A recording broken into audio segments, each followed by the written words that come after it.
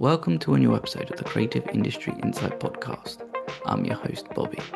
Today, we host a roundtable episode where we speak to editors Nicholas Nazmi, Dustin, Waldman, and Kima, Hibbert about their work on HBO's Neighbours. Please be warned there are heavy spoilers in this episode. Now let's jump into the conversation with the trio.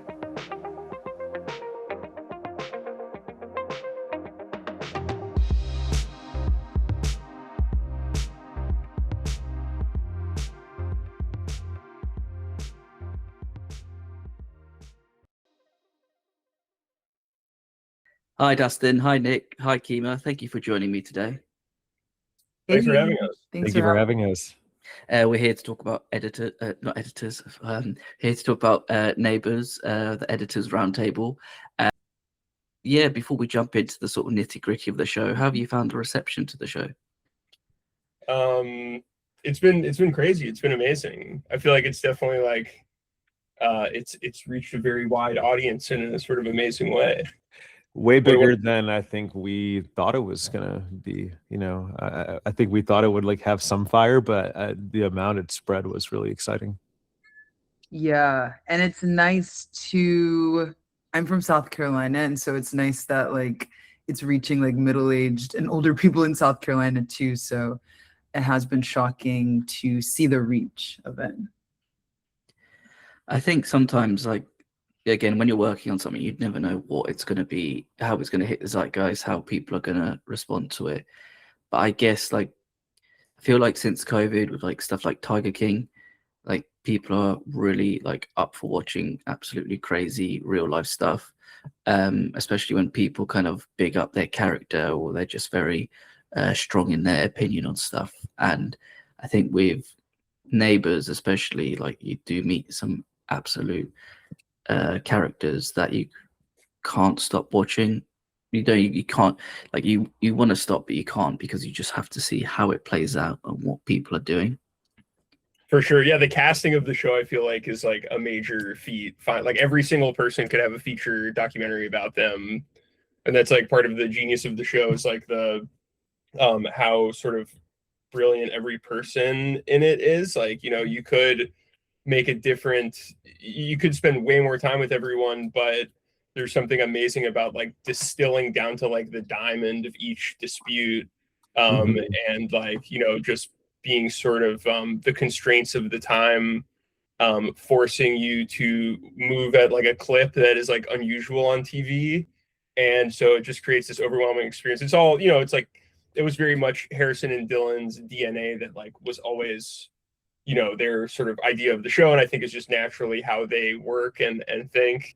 So it was very fun to like work in that, and to have like, to get to spend so much time with those people. And, that is my favorite thing about the show, is like how much, the idiosyncratic character stuff that people are just given space to like share what they love. And like, as much as there's a show about hostility between neighbors, like my favorite scenes are always the ones where it's like, I can't believe we're watching like this lady pitch her feature film, or it's scenes that you wouldn't see in any other show, because it would have to fit rigidly into a format. And there's something like very liberating about this show's ability to be like, give the relief of the negativity of the dispute by like showing these people's like amazing sort of more positive pursuits and stuff like that. So that's my favorite aspect about working on the show. Yeah, shout out to Lena and Harley and the rest of the casting team on like finding these subjects out there.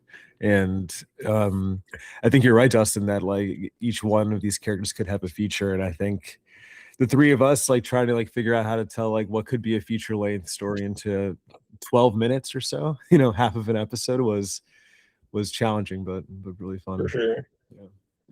Yeah, totally. It was tricky, but I think, like, yeah, as Dustin was saying, Harrison and Dylan really kind of laid the groundwork with like, we have to just suck the person in, like the viewer in, and then it's like we just take them on this whirlwind. So like all of the tangents are just really fun and interesting, and like, yeah, there's something about it where you can't even like turn your head for 5 seconds without like missing a chunk, which at first was like really intense, but I think it ended up really working, and it just made like viewership like way stronger, I think. Yeah, I just think it's just when you're watching it, it's amazing the work that everybody does to really compress these stories, because I reckon if you go through the dailies, there's probably so much that's probably on the cutting room floor that you could probably put in, but then also like how do you not slow down the story, and especially when you're cutting between um, two two storylines, except for with Right. episode 6, which is kind of which has its own storyline to it. But I think it's what's the word? Justified. It's justified to have like a whole episode based on it. But I think where I sort of want to start is like, how did the project come about for you guys, and what made you want to all take it on? Well, I'll go first. Yeah, basically, I knew Harrison just from around New York, and I had seen the episode that he pitched to HBO, and it was like really amazing. And I was like, whenever you get started on this, like, please let me know. I'd love to hop on. And luckily, he was like, yeah, would love for you to hop on. And so yeah, then I started working with Dustin and Nick, and yeah, pretty straightforward.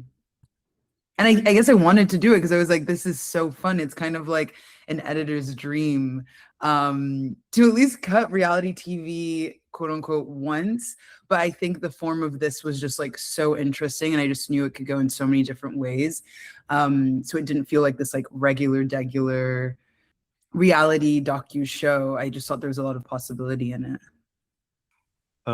Yeah, I had worked on another HBO doc called Ren Fair before this, and that was also with Alara Pictures, which became Central, which also produced Neighbors.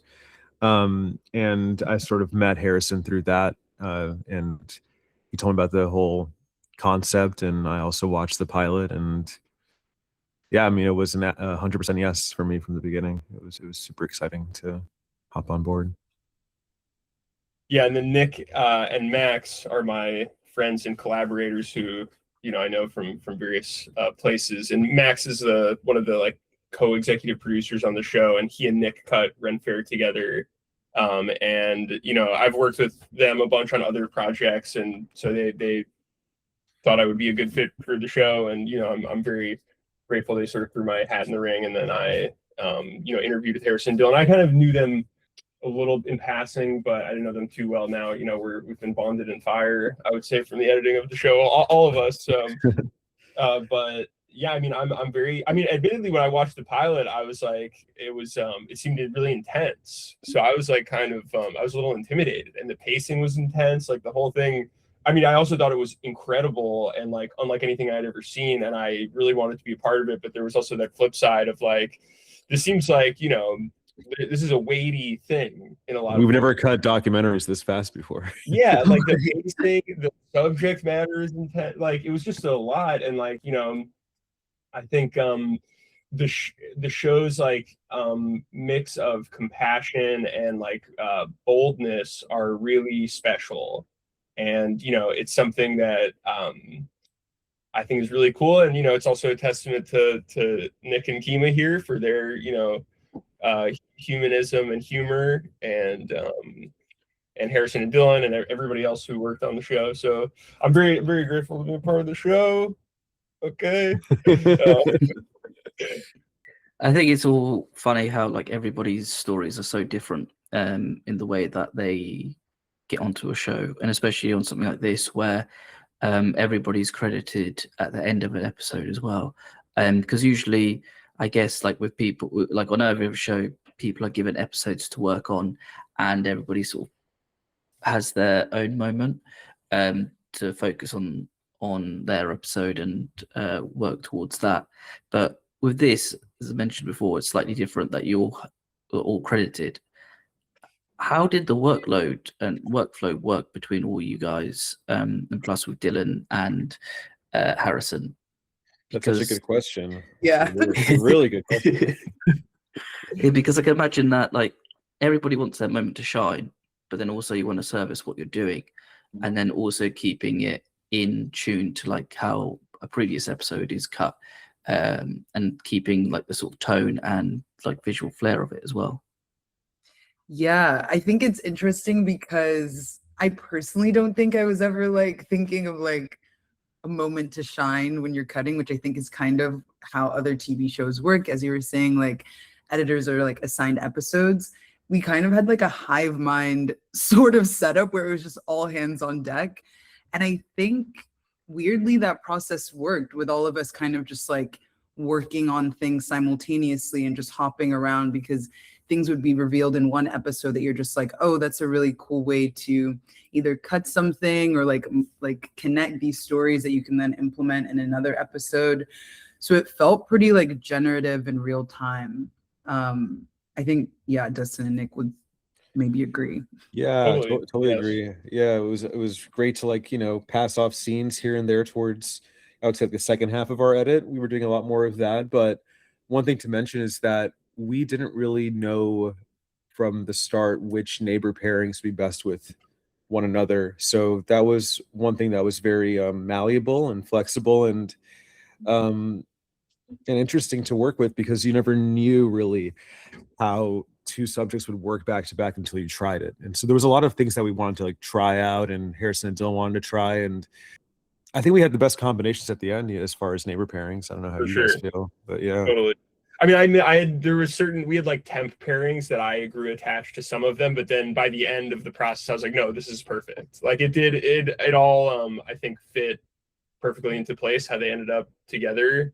But to me, like in terms of like the collaboration with everyone, it was such a, like, I feel it was such an amazing experience, because like my memories of the process are like everyone being such a genius.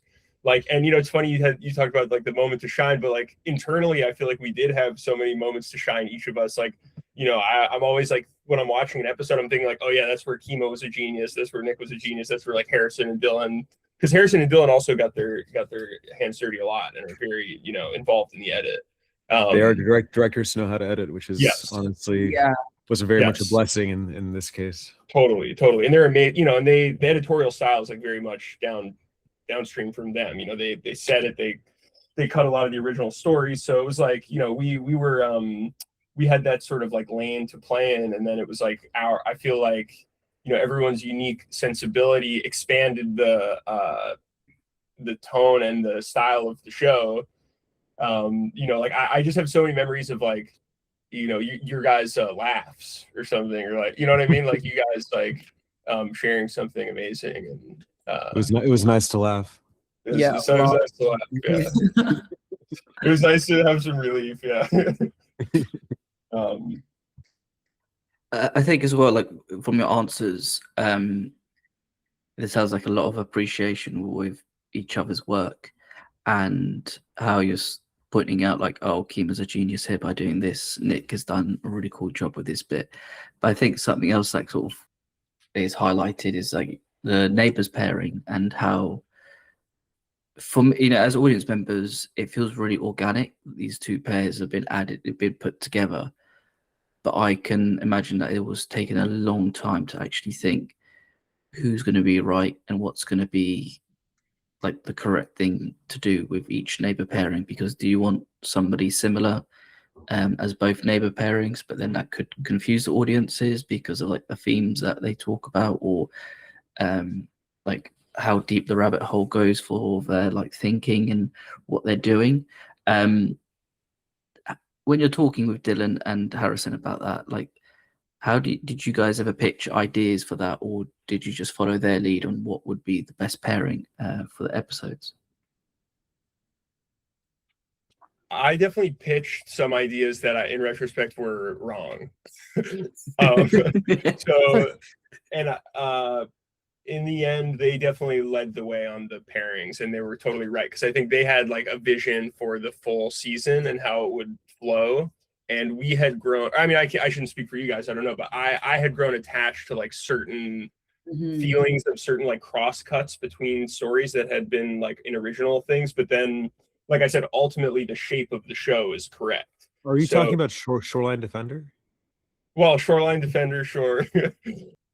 No, I like Shoreline Defender in the beginning. But I think like the whole point is that we try things out, and even if you pitched an idea that wasn't like taken, like it was a very like open armed, like collaborative environment where like we were like talking all the time about like what to do. You know, it wasn't like, all right, here are your orders. You know, it was like let's talk this out, which was awesome. Totally. You know, Mhm. Yeah, and again, like if you have directors who are editors as well, that shorthand is probably so much easier to explain. Like, no, you should cut it there, or you do something like this here, or they could probably explain visually how they want something done. But again, amazing to think the different pairings and how, as I said, how it just flowed between the two on each one. I actually thinking about it now, it's like I can't really think what would be like if you were to change the pairings, how different it would be for each episode and how they would feel. I'm starting to don't know. forget like what we used to do. Do you guys Yeah, remember I like our remember. old pairing? It's been erased from my mind. Yeah, I remember some of them. But let's not. We won't. Hey, we don't have to show how the sausage gets made. I guess that's true. That is true, which is a bit of a shame, really. But oh well. Sorry, I mean that's like the purpose of this show. So no, maybe of we course, should. of course. I'm just messing about, but I do feel, as I said, like as even when editors, because yeah, you're getting all this footage and playing around with it, and like how you guys are working around it all as well. Yeah, it's really interesting to see and feel in the show as well. And there's also the way that like stories flow, and also you give the audience just enough in one story to then be like, all right, we're going to somebody else now. Let's see what's like. Let's check in with the Shoreline Defender story. It's kind of like weird in its own way because you have like the private homeowners, but they're on the shoreline. But then you have that guy who's like masked up, and it's just like, okay, this goes like a lot deeper than just like a dispute on like where people want to sit on the beach. But then you have like the patch of grass episode where, and the two Melissa and Victoria arguing about like a literally little streak of grass, and even a bit where I think it's Melissa who has the gun, and he's like, oh, is it? And then I think either Dylan and Harrison asked if it's loaded, and she doesn't know. It's like, man, what a terrifying sort of moment to be like, maybe we should just put that down. You guys don't have these issues in England? No, not that I'm aware of. No, issues like neighbor stuff. Yes, I think where I live, I only know my next door neighbor because she's an older lady, and she sometimes gives us. She has like a greenhouse where she grows her own veg, so she sometimes gives us like cucumbers and some other stuff as well. So that's really nice of her. But I don't really know the neighbors next door to us. Yeah, I don't know why. Maybe it's just one of those things. I've watched Neighbours now. I don't want to interact with people. Oh, no. Oh boy. My hope for the show is that people would, decide to become better neighbors from watching it, but maybe not. Yeah, well, you'd like to think so, but again, I feel like the world is so crazy right now that who knows, like, if people want to be friendly or what they want to do with one another. But I guess that's also part of the magic of the show is, I think, what in the first episode with Seth and Josh, they're basically like two peas in a pod, except for a gate. In another life they'd probably be best friends, but a gate's getting away with that. Totally. And going back to the edit itself, because you mentioned as well that like there's 13 minutes roughly per story. Where do you begin knowing what's important and what's not important when it comes to cutting down the stories? Because I know I mentioned earlier there's probably a lot left on the cutting floor, but it must be such a big intricate dance to worry about what could be important, but then there's so much that's probably mentioned in footage that could also be a callback. Are there certain keywords that you're filing into like a folder to say this is what's mentioned on day 5, but then in day 6 it kind of gets heated, so maybe we can amp it up there? Or do you take a different approach to it? Yeah, I feel like sorting the footage was incredibly difficult. And I do think because we were editing while they were shooting, like they were able to adjust what they were kind of shooting in time. Like it was just getting better and better as we like got more stories. So everything kind of got more refined. But in terms of like actually cutting, I think it was like maybe Dustin had said it, but it was like we just need like everyone to keep stating their wants and like kind of like dislikes in like the clearest of terms back and forth. And I think that helped us kind of whittle down like what the story is. Like when we just got these very like clear statements from people like this woman's doing this thing, or like I don't like this, because there's just so much like people talk, and like especially when they're like very impassioned about this thing that's happening right on their property in their own personal space, it's hard to kind of get to the root of what it is. So there was a lot of like, we just need them to say it as clearly as possible, and be selective with which kind of like side quests we're gonna go down. Yeah, I always thought it was really, I remember when I started, I think I started last amongst the three of us. And so Kima and Nick had already been working with Dylan and Harrison, and like had been familiar with like their process. And I just remember when I first started, like I had a similar fear of like, oh yeah, how do you even begin here knowing that this is going to get down to like a 15-minute story? And, I've cut a few like 15-minute docs, so sort of familiar with the form, but it's like was so charged, and like it had to be such to distill so much story into that time. And so I thought it was really interesting, and I found it very helpful that like we would always start, whoever started on a story would do like an hour-long cut of the story. And that's like, at least obviously that is way too long. It's not going to contain like the pace of the or maybe it was like a 30-minute for each story. I can't remember now, but the idea being it's like an arbitrary, but like, long enough time that you can put everything that is potentially good in the runtime, and we can like watch it together and like start to think about what we're going to do with it. But otherwise, if you don't have a sort of arbitrary goal to start with, you end up with being like, oh, I'm just working on, I have this like 45-minute chunk of this part. And then, whereas it's an hour, at least you start to turn on the sort of like editorial part of the brain early, which I think was really helpful. Because otherwise in Docland, you could sort and sort of organize forever before you get to, and, in a different type of doc, it's like organically it makes sense. But in this, for a show like this, it makes sense to sort of just begin compressing.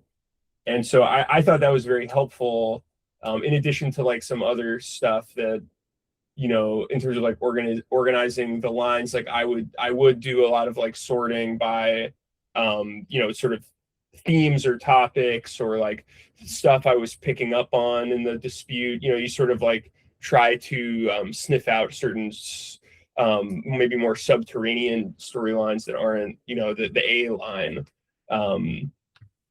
So yeah, and then a lot of like, collaboration and so just going by your answer as well, that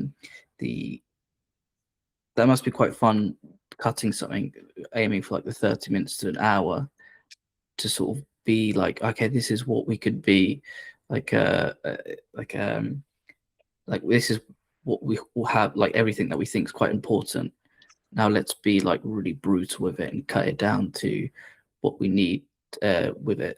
But then also, I think you could probably lead yourself down certain holes where you think, well, this could be important, but then if somebody else looks at it, they could think, actually, no, it's not, might not, actually, that doesn't work. Let's take this part out. And I guess that's the beauty of having so many editors, is that everybody can have a different point of view of like what is important. And if something's like somebody's baby, they can kind of come in and cut indiscriminately until the next person sort of has a look at it as well. Yeah, I feel like we would like pass around scenes quite a bit and just like see each other's like approach to it. right. Maybe between like all five of us sometimes. Yeah, like, for just sure. like so many different variations. which was fun. I think it was also a great learning experience, being that this was the first show that I was on, and like the most extensive thing I've been on. So to like just see how other people's brains work in regards to editing was really fun. Yeah, it was nice to see that we all kind of like were cut from the same cloth of comedy and humor. You know, I think that was important in terms of like knowing what was funny and what was like sticking with us. And I think if we didn't have similar sensibilities, it would be kind of difficult to like, you know, hand off scenes to one another.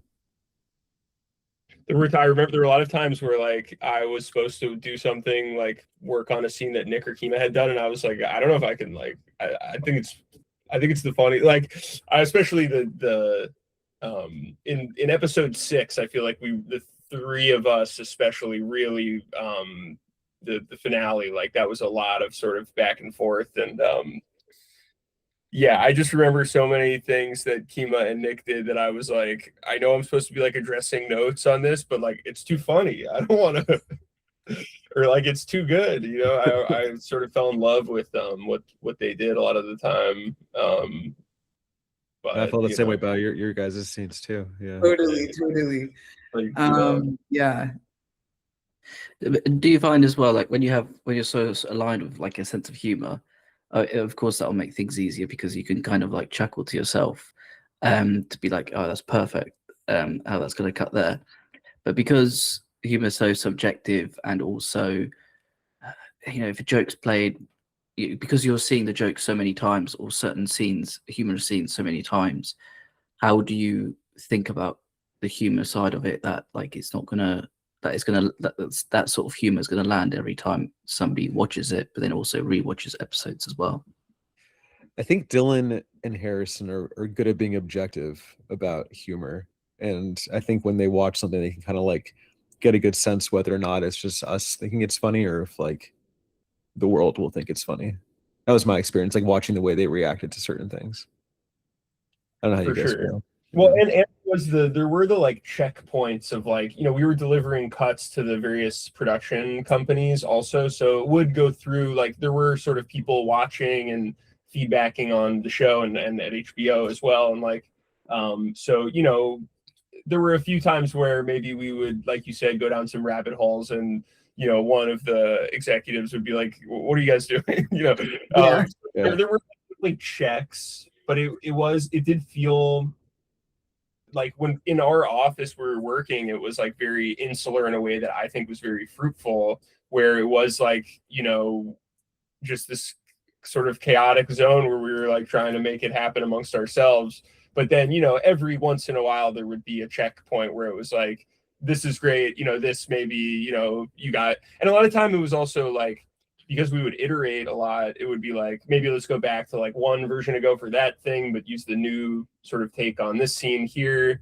So I think that was like really important at the end of the day, to have some sort of, you know, people with a little remove to watch the cuts, and who weren't, you know, maybe drinking the Kool-Aid day to day like we were. Yeah, I mean, Ronnie's feedback was always extremely yeah, Ronnie Bronstein was he's over at Central, and he was one of the EPs on it, and his feedback was always like, he's not an easy person to make laugh, and he's very honest with you, and whenever we got him to laugh or like a scene, it always felt like a great victory. Yeah. And when you're dealing with execs and other and people involved in production companies, and getting their notes, how do you guys process that and discuss that and the ideas that they want to add to it? Because on one hand, they probably make some good points, but then on the other hand, they might not necessarily understand the creative point of view that's like being portrayed on the screen. How do you juggle those notes, and which ones do you sometimes maybe just ignore or save till last? Crickets. Well, we took, you know, that for sure was like, we took Harrison and Dylan's, and Rachel Waldman, one of the producers, who was, you know, like we were definitely deferring to them on like that kind of stuff, because those are just calls that, like, you know, their skin is more on the line than us in those cases, but we would certainly talk it out. And I think, you know, in general, there was no there were not many like big debates that I can remember. Like I feel like this show is very blessed that the executives who are the creative executives who are involved like really love the show and understand the vision. And you know, as far as I can see, like it really does seem like everyone was sort of very on board and just wanted it to be the best version of itself that it could be. So there was not really like there weren't too many of those moments that I can recall. Yeah, no, same. I feel like they were really just like trying to shepherd us towards the thing that I think everyone wanted. So it wasn't really like a contentious thing when it came to notes. And sometimes we'd send them like the first pass of something and they would be like, this is amazing. Yeah. So like we really had to be like, well, is it? And then we would be like, no notes, to be like, what do you mean no notes? Exactly. So yeah, it seemed like they were super supportive and just like down to clown too. Okay, because I can imagine that sometimes when you do get notes and you think maybe there's a part of you, it's like, how do we do this better? How can we do it better if it's going to be better or not? Just because it's, you know, you're so close to it, and also you're thinking about the things that you're doing with like their ideas, and also you want to add your ideas, but then also how our you know, Dylan and Harrison, how they want to tell their story on it as well. Yeah, it's quite interesting to sort of hear the different ideas that people have as well. Totally. Yeah. Just sort of as well, I'm curious to know editing software and what you guys use. There's like it feels like Premiere Pro is quite a big thing at the moment with editors. I think when I was at school, we were using Final Cut, and I feel like that sort of feels like a bit of an old relic at the moment. But how did you guys? What software did you guys use, and how did that help with the whole collaboration process? We use Premiere Productions, which you know, is able to kind of like consolidate a bunch of projects, you know, into like one, you know, mainframe, where pretty much we would organize it so each day from each shoot would be its own project, as far as like where the original footage would live. And then we'd kind of like break out sequences, or like, you know, folders for each neighbor pairings, and then within there we would have like different scenes that were shot. And yeah, I mean, it's a great tool for, you know, being able to like organize a enormous amount of footage into one interface. There's its own issues, Premiere, you know. For sure, but it was it did the job. We got the job. Did the job. Yeah, there were scary moments, but yes. Oh my god. Yeah. Well, that was less Premiere. That was more. You know, the show had to sort of scale while it was happening. Yeah. Because you know, as the deadlines became more real, we had to work really fast with one another and like develop the show very quickly. And like, whereas I think Harrison and Dylan were working more, you know, they had been working on the show for like years. So, you know, the pilot episode especially was like, every time we had to like open that project, it was like someone was like gone for a day to like just deal with opening the project file, just because it was from an older time and it didn't have the organizational stuff. But we definitely dealt with some technical problems just getting set up, just more scaling for collaboration. So like we ended up like setting up like a server sort of later in the process, and you know, that certainly like made things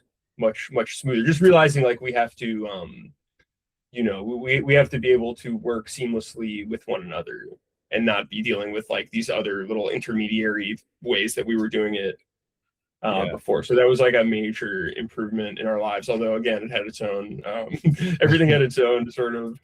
The server install day was a special day. Yeah, no, that was definitely, yeah, energetically that was good day.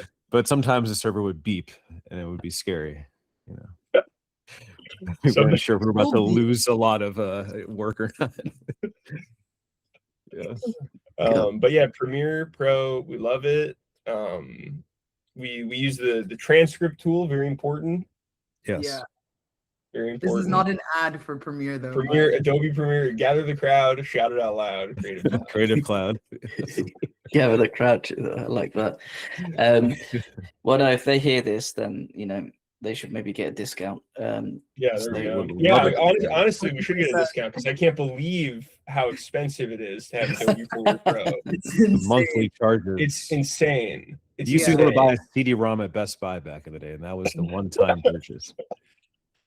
Yeah, it's crazy. It's my big. Anyway, we don't have to sit here and complain. But after we were talking them up, maybe we can talk them down a little bit because and how come they don't have AI that can do all the annoying stuff? They only have AI that can make a picture of a bug. Yeah. Yeah. So Or like, like, manually relink every file. Sorry, I'm getting mad. Yeah.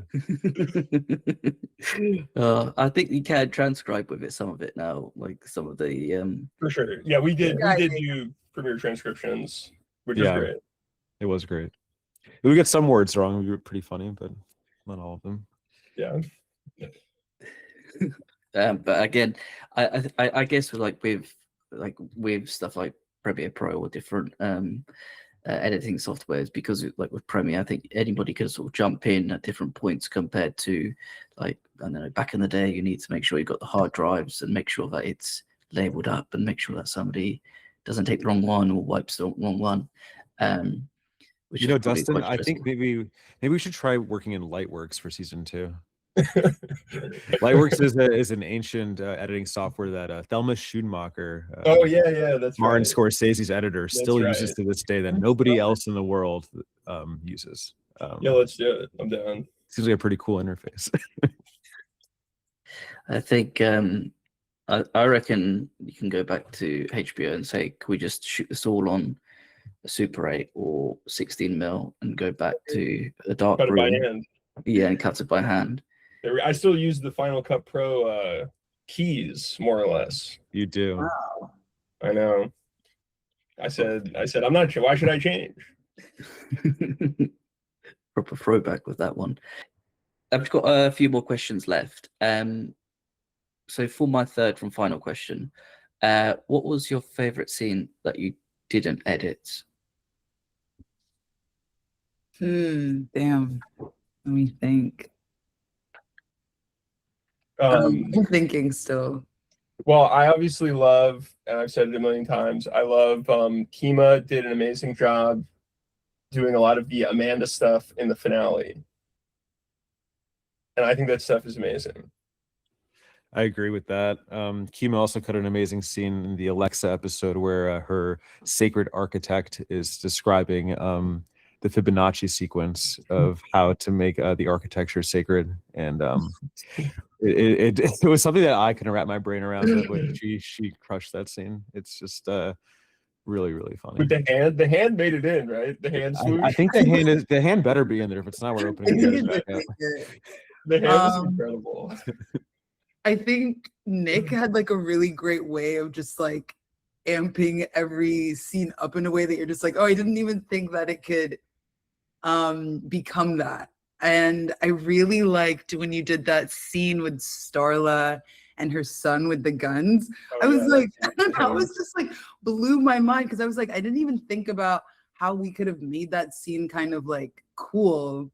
But you totally cracked the code on that, and it was a fun little like country boy scene. Well, I got lucky because the country boy was playing on her car speaker, and that exactly, yeah. That did all the heavy lifting.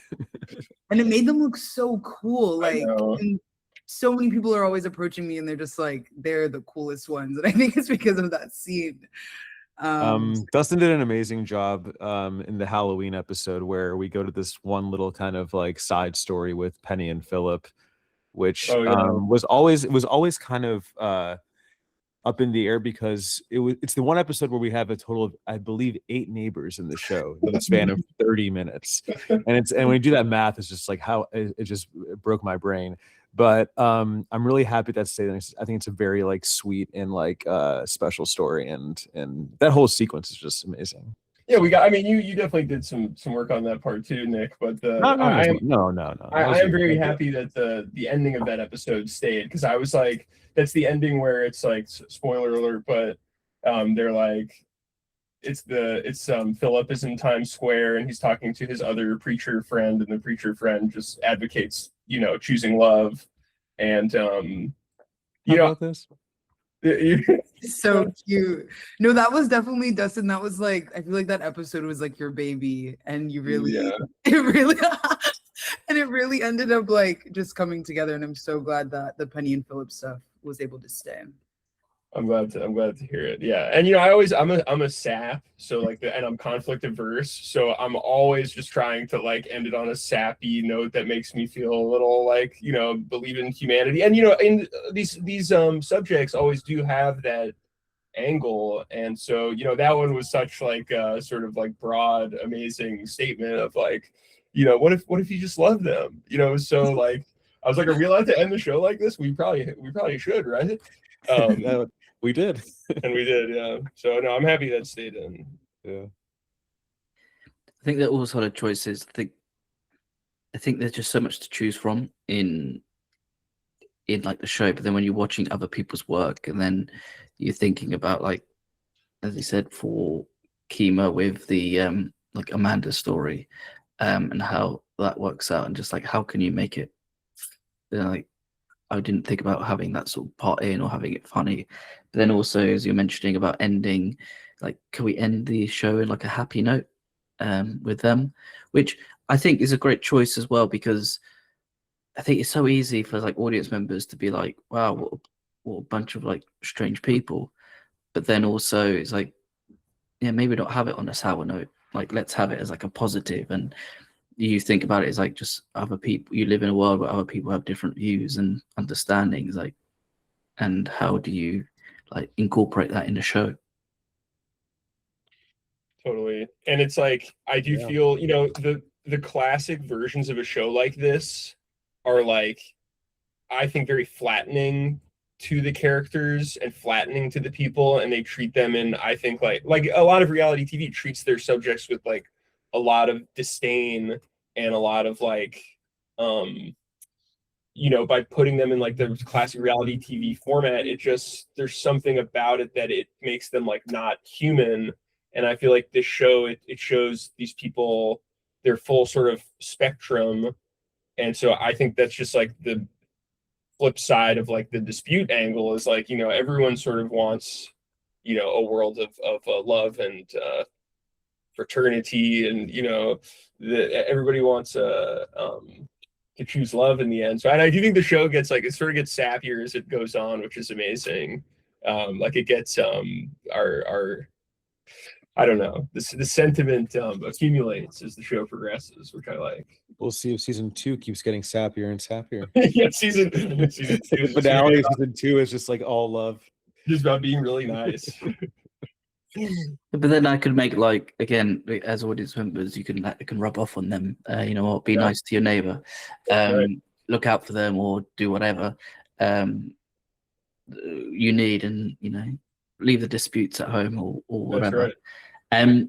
For my penultimate question, what was your favorite scene to edit? I think mine was the Amanda stuff. Like, I kind of like, I feel like, yeah, shaping that stuff up was really fun, because I feel like we just didn't know what the guys were gonna like bring back footage wise from like that whole story. So like every day was kind of like a present. And so it was nice to be able to kind of be the first person to kind of unpack and try and understand her, and like, you know, just like give her like her moment to kind of speak, you know, because she's like in school, she has these wants, she has these dreams, and you're kind of just like, I don't dislike her in any way. She's just a really interesting character. So just making sure like I was painting this very like broad picture of her. I think that was really fun. Just also because, yeah, I was not expecting that to happen. I really liked editing the scene of Danny's first like day at the nudist colony and kind of touring around and meeting all these new characters in his life. And trying to like, you know, treat it like as if it was myself going to a nudist colony for the first time, but through you know, through the eyes of Danny. But you know, I mean, all the characters that he met there were so unique in their own different ways. And the guy who has his name on planet Mars, he was a fun scene to edit as well. Yeah. I will say maybe the auditor stuff in the first episode, Yes. the guy that audits the beach, that was probably like, you know, that felt so it was just like his energy was incredible. And you know, definitely Harrison got like all of these sort of 360 cam stuff is Harrison's you know, his artist's brush. But you know, it was very fun to cut that stuff and like to see, because there's a way that guy is like, he really kind of represents something in the show, and in a way that's like the kind of heroic take on it, where it's like he's doing it for the people in a way, whereas everyone else to some extent is like protecting their own home. And so he is kind of like, to some degree, like a Neighbors mindset, but in like a mobile package. And so it felt very like, and he's just an awesome character and had an amazing archive that we were able to use. And he was like the Greek chorus of Neighbors. Yeah, right. Yeah, so that stuff was pretty fun. Again, I think all solid choices. I can imagine it's a cruel question to ask, because it's like picking your favorite child. And especially on here where you're working with so many different characters and moments. I think like watching Amanda rap to on the phone whilst they break up is yeah, it's quite something. Yeah, I believe the song is called Shake That Ass, I believe. Yeah, and it's just like okay, what's going on? I thought it was a sort of a breakup thing, but then also I like the idea of like Danny's first day and you're doing it through your perspective, Nick, and it's like, how would I cut this and think about this playing out? Again, what, you know, if you're as an outsider kind of going into it and not understanding like how people live, I can imagine you can make it quite you could take the mick out of them quite a lot, rather than just showing them how they're just sort of doing their normal everyday stuff, but just naked. Yeah, no, totally. And just to hit you up with my final question, is there anything else that you guys want to mention, or is there anything that I might have missed, or is there anything that you want to ask me? We're super excited for season 2. Yes. I imagine it will be crazier somehow. I imagine it will be so, yeah, excited for that. Yeah, I'm looking forward to season 2, and in a way you have to think how can it get any crazier, right? Like, how can it get any bigger? But I'm sure there'll be ways that the story will become that. And yeah, I look forward to seeing everybody's work on the screen again. Thank you so much. Appreciate Thank it. Do you think is there a big do people like it in England? Are people watching the show in England and in Europe? I don't actually know. I haven't. I've been telling people to watch it, and showing them the trailer, and people are very keen to watch it. Mm-hmm. I think maybe because like HBO and Sky have kind of separated, so now you have to get like another streaming package. But I'm not sure. But then reading stuff online, there's people who are interested in it. But yeah, I'm trying to get as many people to watch it, so then I could talk to them about how crazy some of it is. My wife was a bit sort of taken aback by it all. Even though she's into reality, it's like, this is not my kind of reality, but right. I'm still interested in it. My mom didn't like it. It's okay. My dad didn't really like it. It's not for everyone, you know. It's not for everybody. It's not for everybody. My mom loved it, and right. I remember hearing that your mom loved it, Kima. That's so cool. Yeah, no, she's a kooky lady. I'm also English, and I feel like Brits like tend to love kind of just like ridiculous reality TV. Like they kind of laid the foundation. So I do hope it breaks the market over there. My brother like doesn't have HBO and he lives in London, but he found a way to illegally stream it somewhere. Well, they have that show, Ladies of London. My wife is watching that right now. You guys hear about this show? I don't know Ladies about of that. London. Ladies of London. What happens in that? Yeah, what think- happened? I've only seen clips as I've walked by her, and it seems like it's kind of like Desperate Housewives, but Oh no, Oh, right. The in Ladies of London. I see. I get it. yeah, Yeah, they're there's ladies. there's one woman whose husband is the Duke of Sandwich. No way. Yeah, that stems down from the original, or Earl of Sandwich. I think it's Earl, maybe. Yeah. Earl of Sandwich, that checks Yes. out. Right. But there's all these weekend conflicts about party hosting and all that kind of drama. Yeah, my wife is into that. No, thank you. It's like it just doesn't. Yeah, it doesn't do it for me. Yeah. And I do think if they gave us the footage of like a lot of different reality shows, we could make them better. Yeah, totally. You know what I mean? It's a lot of the problem with reality is like the music, the like repetitive editorial style, the Right. attitude. Like I feel like there's a lot of times I'll watch a show and I'm like, this is like almost good, but I basically have to watch it on mute because I can't listen to this. Yeah. You know what I mean? I agree. I Oh. think there'll be ways of like you can. I think what I find as well with some of these shows that I see in the background is that it'll be like we'll cut to an ad and then we'll come back to what you just saw 5 minutes before the ad to then do the build up again. But then I'm just Right. thinking, why are you building up again? Because I already know like people have stayed around because they know something's about to happen. I don't need to rewatch something again. Right. It's a bit of a trick. Right.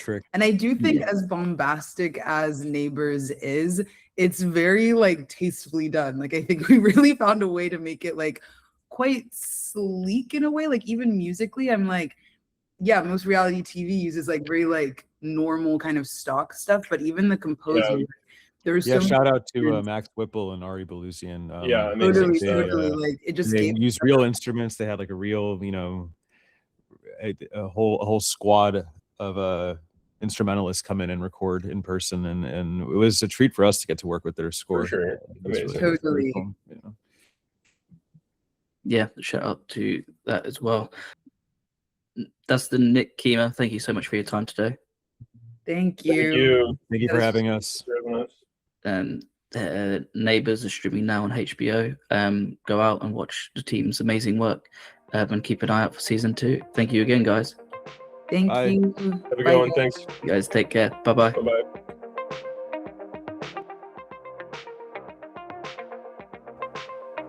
Thank you for listening. Please subscribe, rate, and review this podcast.